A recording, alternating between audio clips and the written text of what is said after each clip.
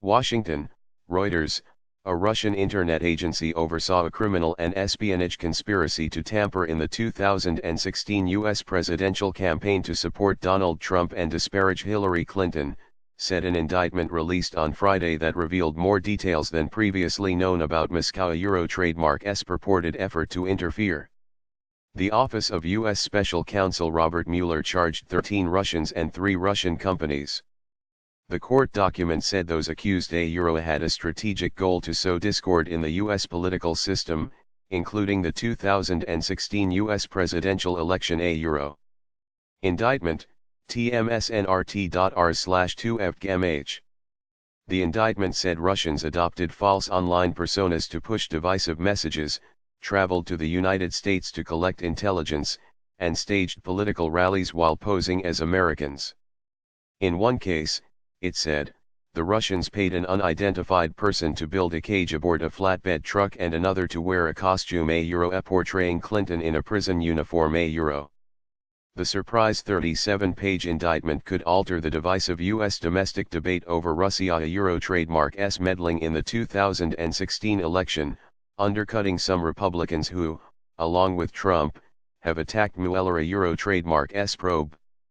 These Russians engaged in a sinister and systematic attack on our political system. It was a conspiracy to subvert the process, and take aim at democracy itself, said Paul Ryan, Republican Speaker of the House of Representatives. The indictment is silent on the question of whether the Trump campaign colluded with the Kremlin, which Mueller is investigating. In a tweet on Friday, Trump said, Russia started their anti-US campaign in 2014, long before I announced that I would run for president. The results of the election were not impacted. The Trump campaign did nothing wrong, no collusion, Investigation continues. U.S. Deputy Attorney General Rod Rosenstein, who oversees Mueller trademark's work, told reporters in announcing the charges that the investigation was not finished. The special counsel trademark's office last year charged 4 other people. The indictment broadly echoes the conclusions of a January 2017 U.S. intelligence assessment, which found that Russia had meddled in the election, and that its goals eventually included aiding Trump. In November 2016, Trump won a surprise victory over Democratic Party candidate Clinton. Mueller trademark's indictment did not tie the meddling effort to the Russian government. But the earlier U.S. intelligence assessment said Russian President Vladimir Putin ordered a campaign to influence the U.S. election. Russian Foreign Ministry spokeswoman Maria Zakharova called the allegations that Russian nationals interfered in U.S. elections absurd. Trump has never unequivocally accepted the U.S. intelligence report and has denounced Mueller trademark's probe into whether his campaign colluded with the Kremlin as a witch hunt. Some of those charged, posing as Americans, communicated with unwitting individuals associated with the Trump campaign, the indictment said. Last year, 2 former Trump campaign aides pleaded guilty to lying to the FBI, charges brought by Mueller trademark's office. The indictment of the Russians, coupled with the FBI disclosure that it failed to heed a warning about the Florida high school shooter, were blows to the White House, still reeling from the fallout of a scandal involving a former aide accused of domestic abuse by 2 ex-wives. Trump, who had hoped to focus the entire week on his infrastructure proposal, was closeted in the Oval Office as the reports rolled in, and his communications team was slow to respond to the ever-growing list of queries. Conspirators trademark. Rosenstein told a press conference, defendants allegedly conducted what they called information warfare against the United States, with the stated goal of spreading distrust towards the candidates and the political system in general.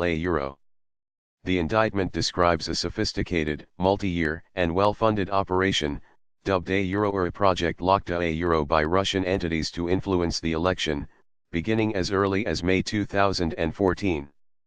Russians unlawfully used stolen social security numbers and birth dates of Americans to open accounts on the PayPal digital payment platform and to post on social media using those fake identities, the indictment said. Mueller also on Friday reached an agreement with an American named Richard Benito, who pled guilty to aiding and abetting interstate and foreign identity fraud by creating, buying, and stealing hundreds of bank account numbers that he sold to individuals to use with large digital payment companies.